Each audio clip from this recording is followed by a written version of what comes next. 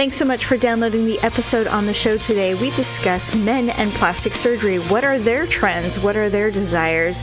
We also talk about what's going on in Paula's world. A whole lot of hormones are flying around in her house, and we discuss it along with your H-Uglee and Awkward Moments of the week. Enjoy the show.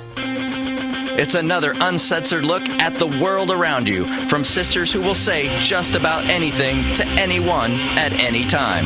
It's the Uggs. Jamie? Shut up, you guys! I can't help it! Paula? Don't get it done in Mexico. Uncensored as always, it's time for the ugly truth.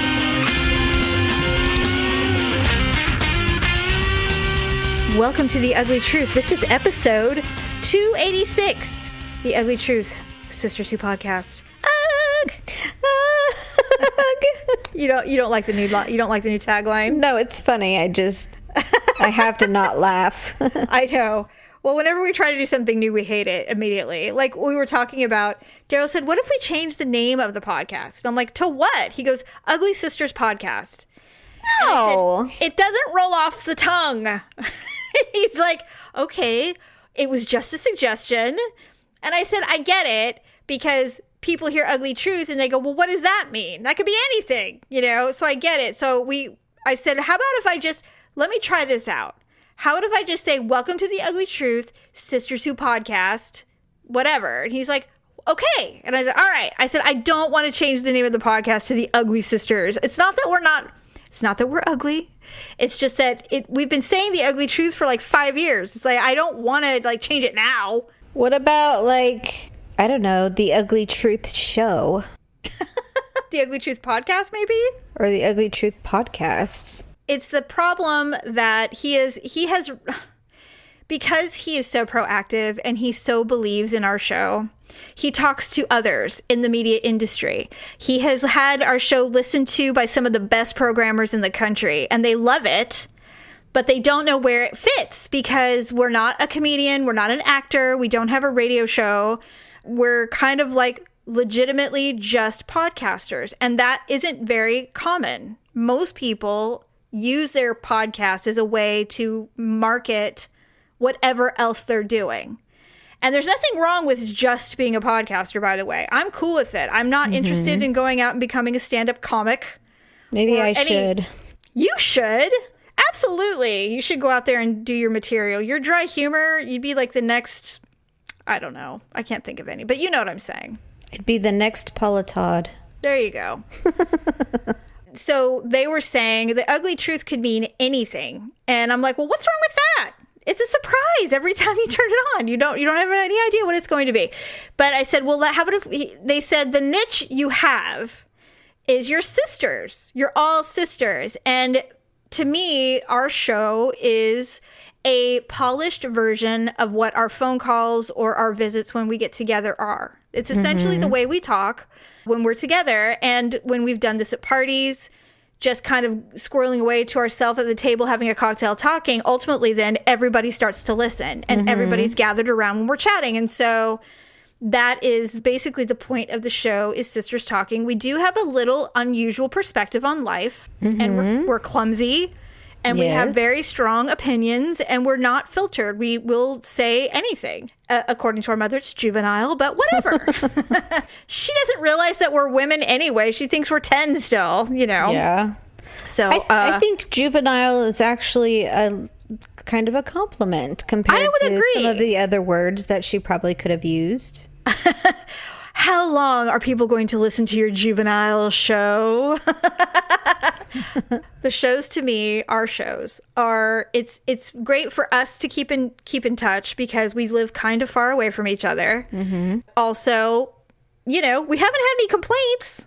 No one's saying you guys are terrible. No one says that. Even professional people say they've really got something there, but we just need, we need to continue to grow and refine and be ourselves. I think is the most important thing, is be ourselves.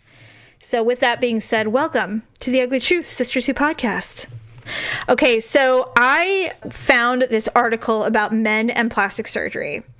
Because you and I talk about plastic surgery all the time. We always threaten that we're going to get it done. And you and I both know the likelihood of that actually happening is is fairly slim. I can't really fathom doing anything significant, really. I mean, like a facelift, that's a pretty big deal, huh? Yeah, I mean, I say I would do it, but really what I'm thinking is I want to look rested, which is what most women my age want. They don't want to look tired anymore. It's like, no, this is my face now. I'm just always looking tired. And so I wouldn't mind a little plumping to look a little more refreshed, a little more youthful looking, in the sense that I don't look like I've been running a marathon for 10 years, which is essentially what life does to you. Right. Men aren't alone. Now, Daryl wouldn't, in a million years, he'll turn into a pile of wrinkles. He will never, ever do anything at all. But men apparently are big on plastic surgery now, more than they used to be. And it says, it's a common misconception that men are unaffected by body issues. A lot of men can't get the results they want through diet and exercise, and it can take a real toll on their self-esteem. And I'm not totally surprised by this because, you know, they're not immune to seeing, you know, Jason Momoa or, you know, Chris Pratt go from fluffy to chiseled, you know? Yeah. They want to look like that too. So I'm trying to find the top things that men are looking for. It says, in the aftermath of the economic recession, this doctor said he saw a horde of people come in who wanted to use their severance checks to help them compete visually with younger people who could take jobs at smaller salaries. Really? Yeah. Yeah, that's what I thought. I found that really interesting. I'm like, well, that kind of makes sense, actually, because, you know, the older you get, the harder it is to get a gig. Hold on, I'm trying to find the thing. The desire lines up almost exactly with what the ASPS reported as male plastic surgery trends. Male breast reductions are extremely popular for men, as are liposuctions to carve away love handles. An increasingly common surgery is ab sculpting, where surgeons reshape muscles and skin to almost magically create six-packs where once there were none. I hate that. I think that's cheating. I didn't even realize that was possible. I didn't either. Like, I would think you would have to have somewhat of a six-pack, or... Wouldn't you have to have something to build off of? I mean, you can't just, like, you know, put, like, plastic pieces in there, can you? I think you can. What if you're, like, a big fat guy, though, and then you build, like, a six-pack? Yeah, that would be weird. It's like, yeah, well, it's all in my, you know, it's all muscle. Along the same lines are procedures designed to pinch out muscles on arms and legs, creating the illusion of a gym rat where there might not be one. Men want to be carved and tight and ripped. Wow. Okay, here's one that's interesting. Okay, so I'm reading this to Daryl the other day, and he goes, is this only straight men? And I said, it doesn't specify. So those words are in the air floating. I say it doesn't specify. Penile augmentation procedures are becoming more and more popular, and anal tightening, think vaginal tightening, but for men, is also in high demand. So I'm guessing this is hetero and bi. Yes. Or not homosexual bi. And bisexual. Yes. Yeah, I don't know too many heterosexual men are having their anus tightened. How do you do that? It's like a balloon knot. How do you tighten that? I don't really want to think about it. Well, do you like this is literally what I thought, is that you get like a piece of string and a needle and you go all around the anal and you like tighten it like the cinch of a garbage bag?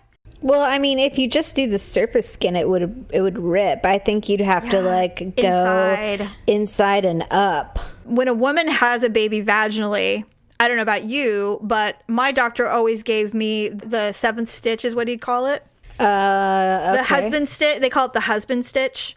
Because essentially they're vaginally tightening things up for you. Because, you know, if you have a big baby, things kind of, they get big. They can. I don't know. I had such ass blowouts. They were just trying to sew me back together. Like an army vet. Basically, it's like I was in the field. It's like, just patch her up and get her out of here. It was MASH. Yeah, it's like, na, na, na, na, na, na, na. Give her the baby. Get her out of here. God damn it. Yeah, exactly. But they do that virgin stitch or the husband stitch, or I don't know what they call it. And a lot of women hate that term. They think it's misogynistic. And I'm like, well, yes and no. I mean, if it's tight, it feels good for everybody, right? So why wouldn't anal tightening be any different? I guess. I agree. But I didn't realize it was such a high demand procedure. But why wouldn't it be, right? I mean, why wouldn't it be? So I thought I wanted to get to that point because I want to know what you thought about all of that. But I'm a little surprised, but... So nothing really like in the face area? Nope. Like no injections. Like eyes or, no, the chin, like the turkey gobble or anything like that? It's boob reduction is the number one procedure. Gynecomastia or something yes, like that. They don't want the man boobs. And so they get those removed. They get that all tightened up. They do get tummy tucks. So, I mean, it sounds like they want the mommy makeover. Basically. And then that's basically what they want. And, on some terms, it's like, well, if you're going to be a douchebag saying that women have to portray a certain look, then you damn well better be looking pretty damn good yourself. Wow. I'm not a big fan of faking it. Like, I had 2 really big babies, and so I do have some excess skin on my stomach that I would love to get rid of. Right. Like, that's for real, because it adds to my waistline, even though it's not fat. And so that bugs me a lot. Mm-hmm. I hate it. I always envision, I know you hate this woman, and I haven't mentioned her in like over a year, but when Goslin had those babies back in the old days when they would videotape their specials, and she pulled down her Spanx and all of that skin came out, and then some plastic surgeon felt sorry for her, so he got rid of it for her. Yeah, really. I was so jealous. Yeah, mine really. Mine doesn't look like that. It's not a roll or anything, but to me, I hate it because it's like, think about how much smaller my pants would be if I didn't have this skin. It'd be awesome, and that's why a lot of people get it done. Actually, that's why a lot of people get it done. But I don't think I would do it. I think I'll just wear the Spanx. Well, I mean, it's expensive. And I don't want to die. Can you imagine having to tell people she died because she was vain? She wanted the skin gone. Well, don't get it done in Mexico or something like that. I'm not getting it done in Mexico. I said don't get it done in Mexico. Those people, I don't know why people go down there and get that shit done. People come back with like goo gone in their ass cheeks and stuff. It's like so bad. It's like, why I know. would you do that? Silicone caulking in your lips. Stupid. You're so dumb. Okay, so you have been dropping some little hints here and there, you and I, when we text or chat with each other during the week about some things that are going on in your house with your kids. And it's exciting for me because you're actually starting to go through some things that I have recently just exited that phase of life with kids. So your son is getting ready to go into the 7th grade. Yes. And he suddenly is a giant hormone. Well, so it started basically when it was like the second to last day, and it was the big field trip to Sunsplash, which is like, a bunch of water slides, and they have like the little lazy river you go around. So it's a giant water park basically. Yes. And so he hung out with his guy friend, and his other friend, who happens to be a girl, was hanging out with them too. So they hung out all day.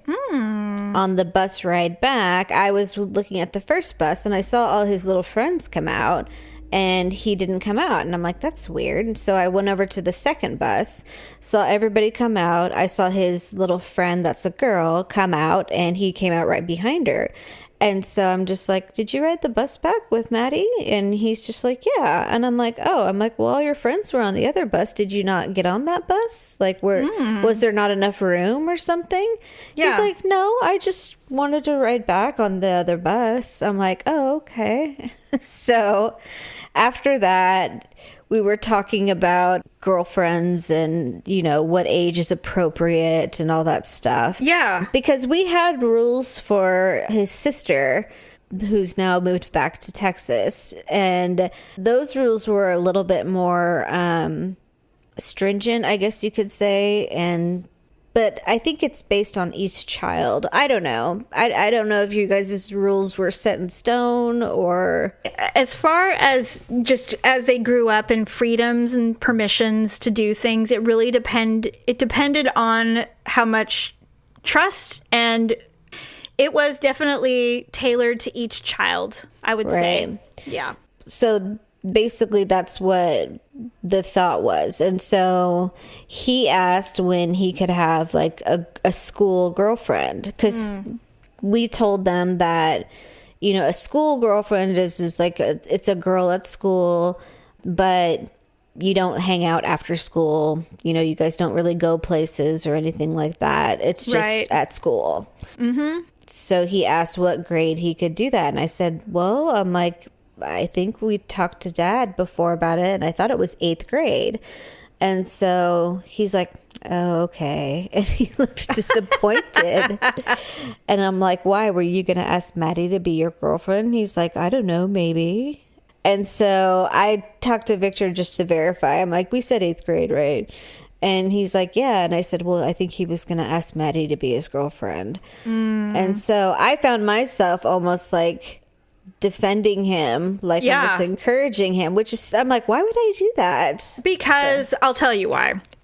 You can't control what kids do at school. Ever. And the older they get, the more you have to realize you cannot control them when they're at school. And it's mean to make them think that you can.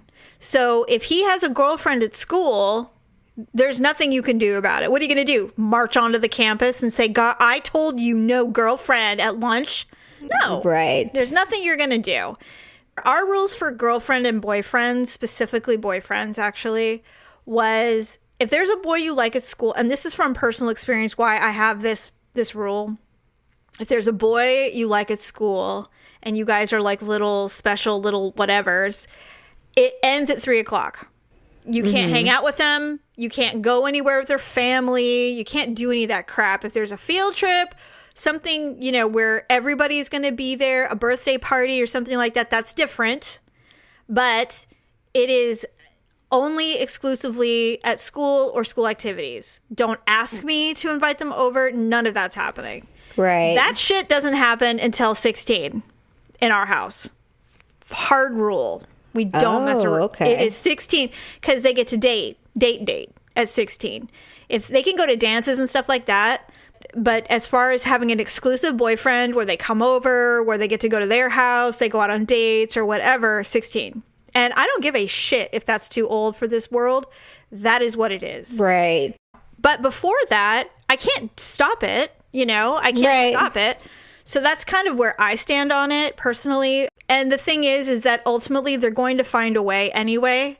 And if you tell them, no, you shouldn't be having a girlfriend right now, like my mother did. And I had a little boyfriend in 7th grade and we would hold hands and, you know, little pecks on the cheek or pet, you know, little kisses at the locker. And my mom, our mom, saw me holding hands with this boy and demanded that I break up with him. Demanded it. And she goes, if you don't break up with him, I will find out and I will come to the school. I mean, she threatened me to try to control what I did or didn't do at the school. And I broke up with him. And I hated myself for that. I hated it.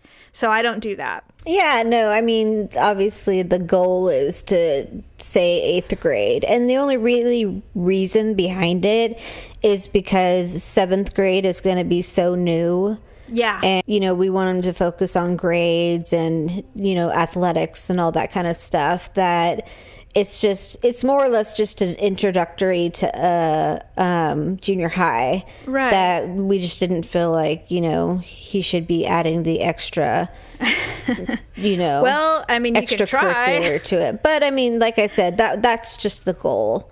So well, it's nice to try, but you don't want to stress him out like, oh, I really like this girl and you guys said I couldn't do it and then he becomes distracted anyway, and it's like this big thing, and your son is so like, he's such a rule follower, and you know, if you tell him this is the way it is, he won't do it, and then he'll be torturing himself. You know, it's just, he's not going to be like me. He's not going to be like Stephanie, our sister, who, you know, no girlfriend, no boyfriends. And then she's be like, what are you talking about? I have 3 boyfriends. You're not going to stop me.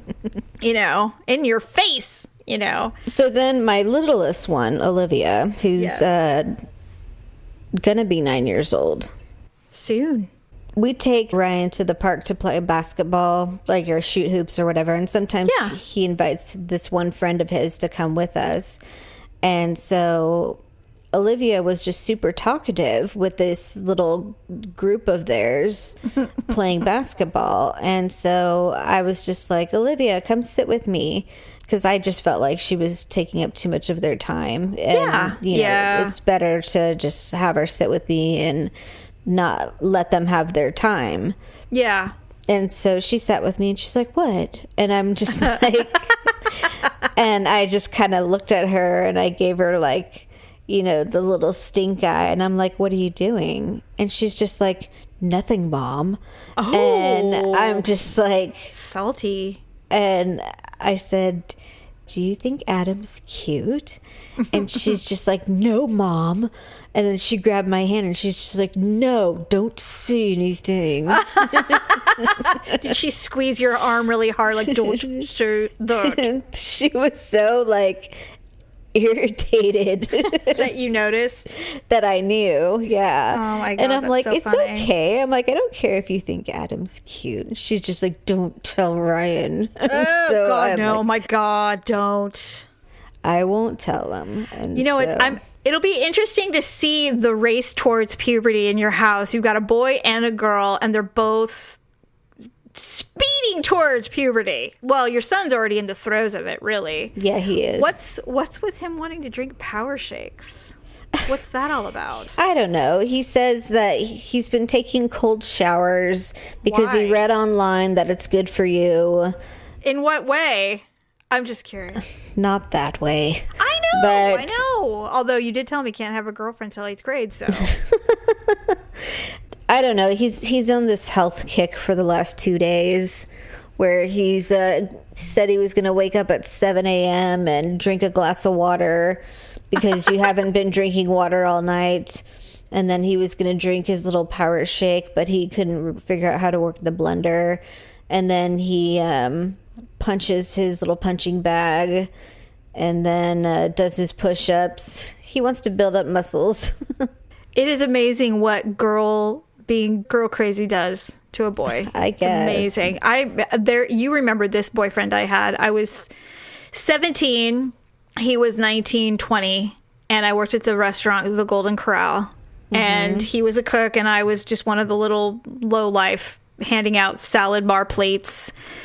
And he really liked me, and someone said, "Hey, do you like him? Do you think he's cute?" I'm like, no, he's fat." I'm like, "No." And they were like, "Oh my God, he's so nice." I'm like, "So?" Who cares?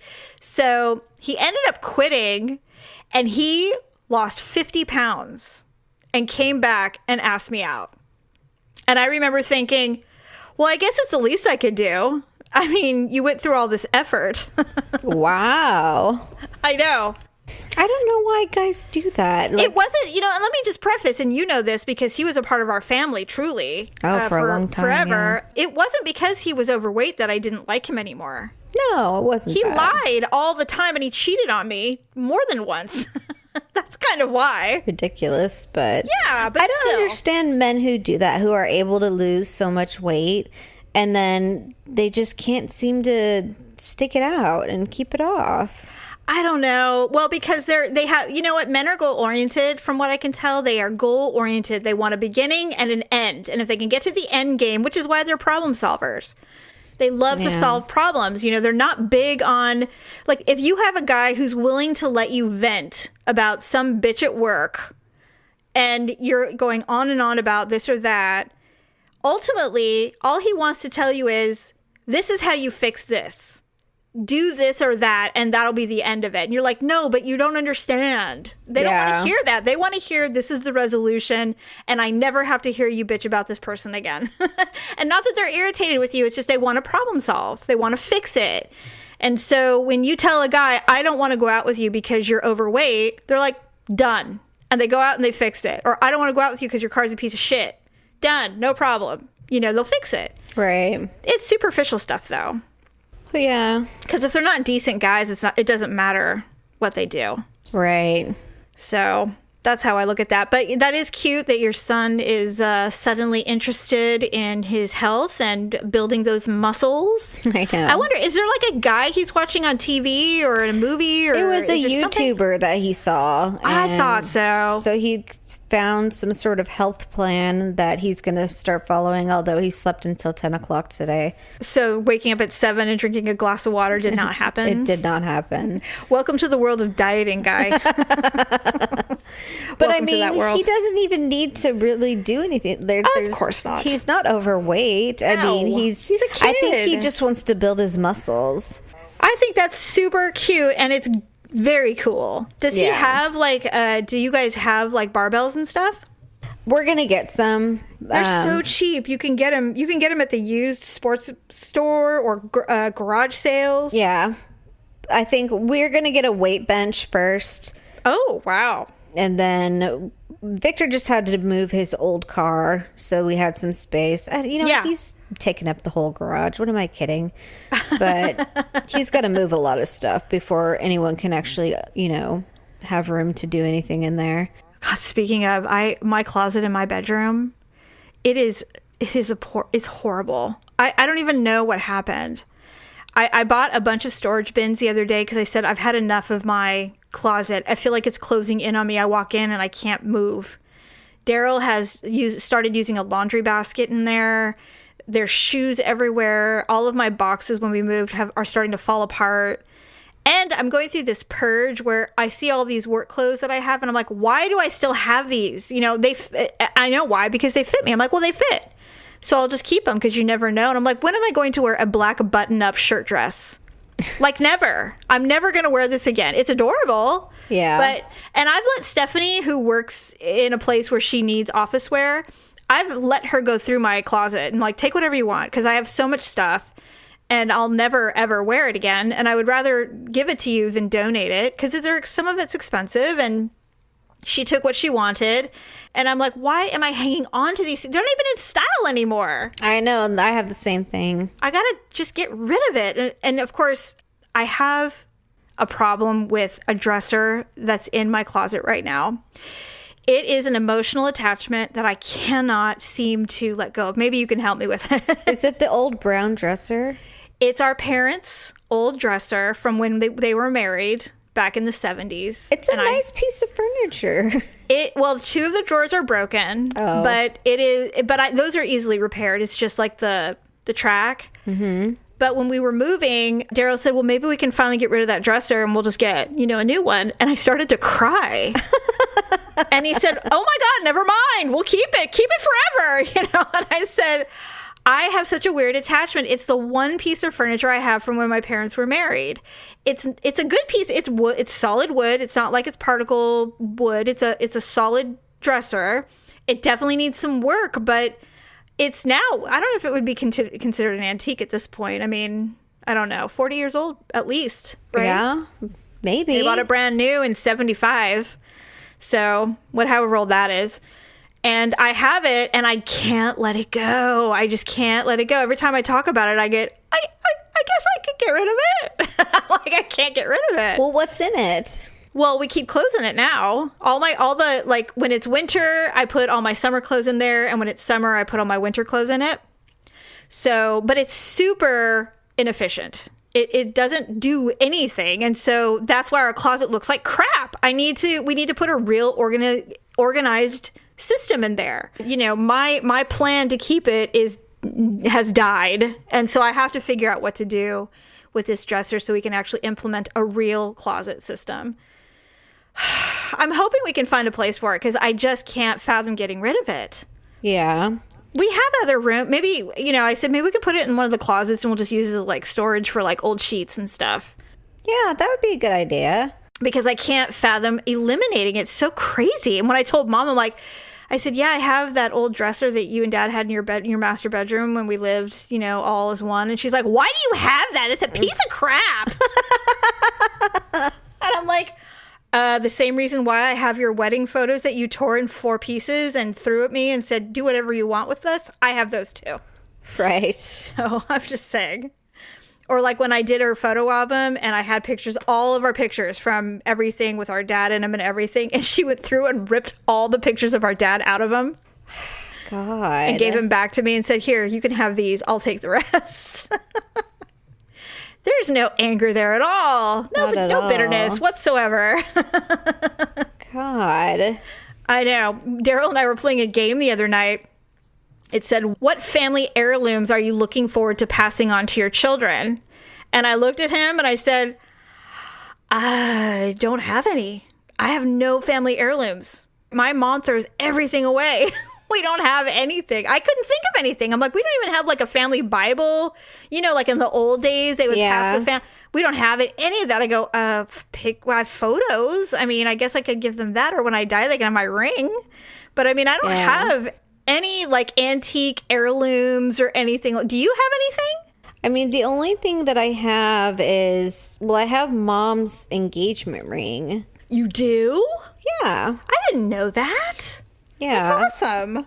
And then I have my engagement ring. Right. So the only thing I was thinking is I was going to give my engagement ring to Ryan if he needed like help or money or something like that to propose to his, the symbol, if he needed the symbol. Yeah. Yeah. And then I don't know what I would do. If Olivia was responsible enough, maybe I'd give her mom's engagement ring or something. That's that's a lovely heirloom to have. Yeah. It is. That's a good one. Yeah. So. Oh, well, speaking of kids, I have actually I have three I wanted to read you this week. 3 Ugly and Awkward Moments of the week.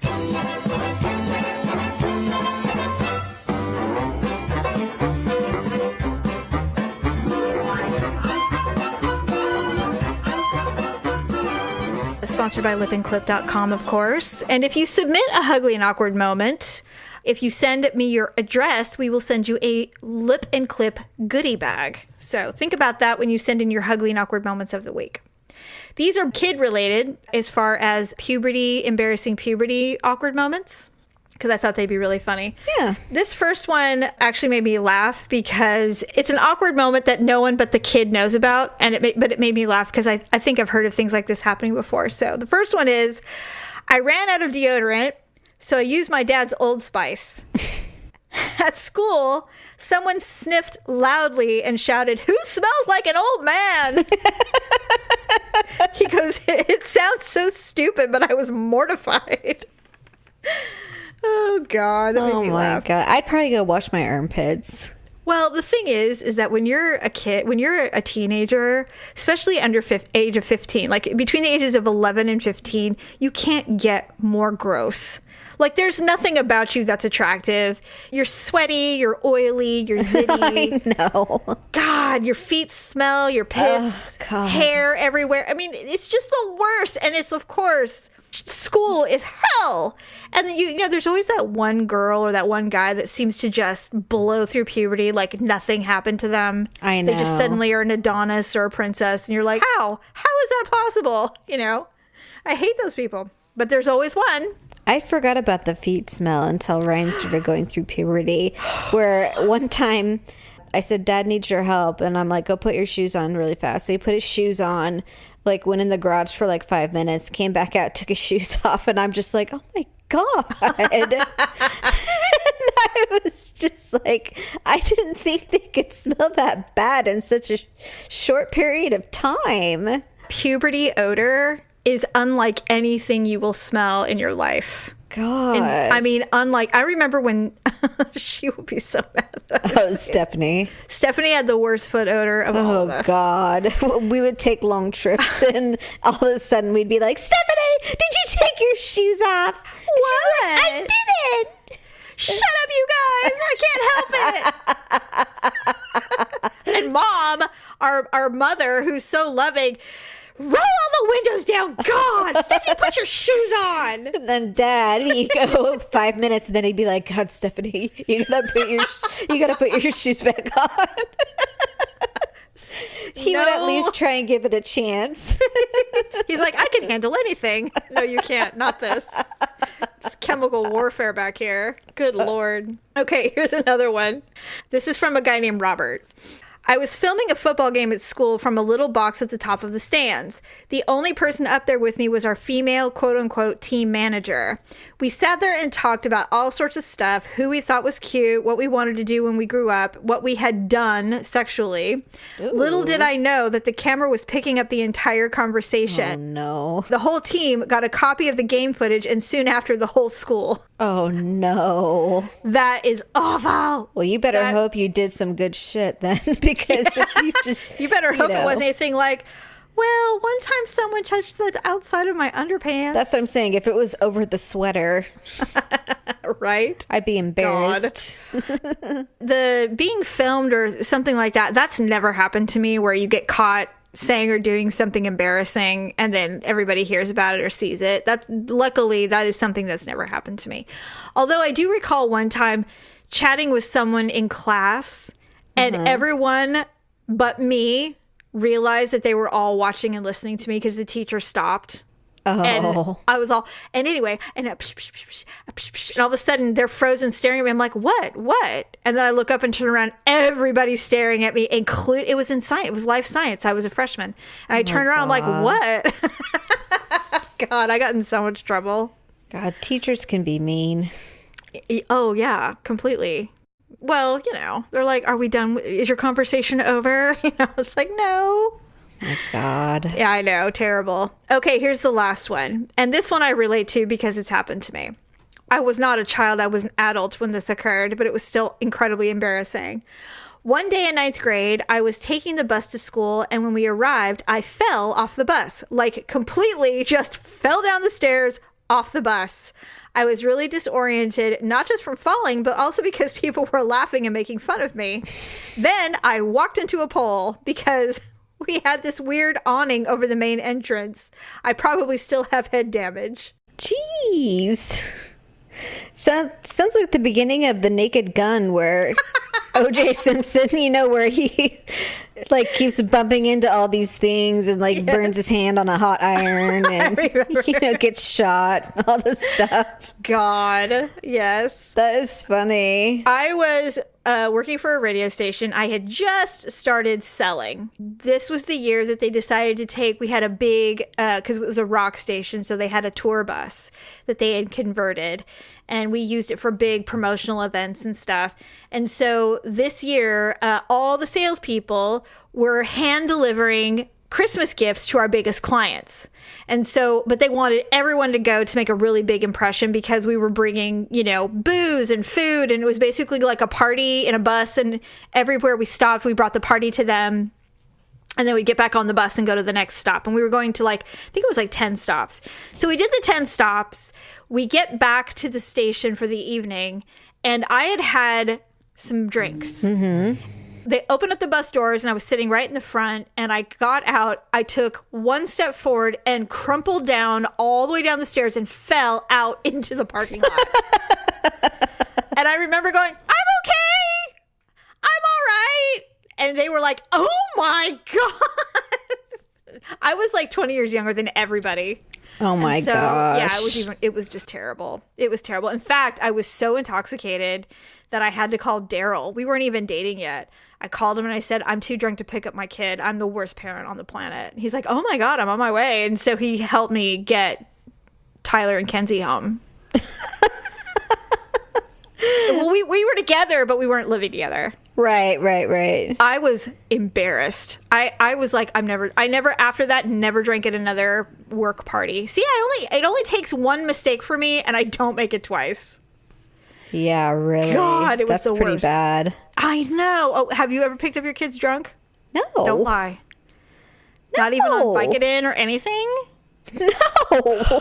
God, I guess that's just me. Although I didn't pick them up drunk. Actually, they wouldn't have allowed it. They wouldn't have let me. So, well, you probably would have smelled like a bar when you walked in there. I think there was a question when I picked them up. She was like, hey, you're right. I go, I have a ride. And that's all I said. And I picked them up and we walked out. It was not my finest moment. And I don't, I'm embarrassed by it. But I mean, I learned my lesson. I didn't drive my kids drunk.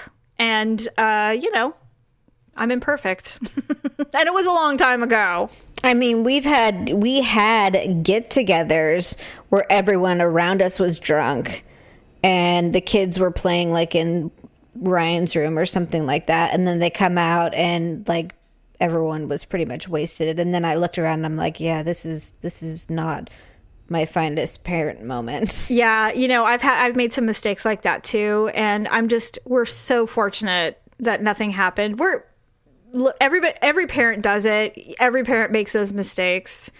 But luckily for us anyway, we weren't too stupid, Yeah. But still. Okay, so I am voting for the guy who videotaped his whole conversation and then it went out to the entire school. Yeah, I'm with you. That's pretty embarrassing. I think that's the winner for this week, in my Agreed. opinion. Yes. Sorry, not sorry, Robert. Congratulations on your big win. See, you're a winner after all. Oh, look at you. You're a winner. Oh, well. And perhaps you will win a little Avon, too. Maybe. Poor guy. Well, I think that's a wrap for this week. Yeah. Speaking of Avon, as Jamie mentioned, if you go to lipandclip.com, that's a direct link to our Avon site. Also, if you go to our uglytruth.com website, you can click on the Amazon button and that will take you directly to Amazon. And if you shop around and purchase things, we get a little bit of a kickback for doing that. So please go shopping, everyone. Please. Cha-ching. We'll see everybody on Sunday. Have a good rest of your week. Bye. Bye. Thanks for listening and sharing the show. See you next time on The Ugly Truth.